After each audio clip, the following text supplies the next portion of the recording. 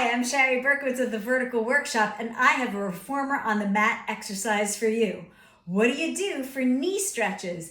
The consideration of knee stretches, knees off, to have that kind of power and strength that we have on the reformer.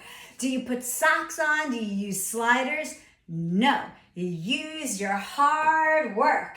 What we do is we come onto fists with the palms of your fists facing each other. If you prefer flat palms, you certainly can. And set those hands just wider than your shoulders. Keep a lightly round spine and come up onto your toes.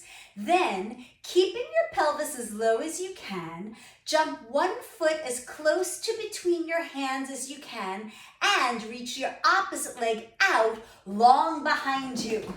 Then, kick one knee up into your chest to switch legs. Switch, switch, switch. I'm kicking one knee up and my foot forward as I reach my other leg back. And switch, switch. Try to keep your pelvis low, keep rotating your pelvis.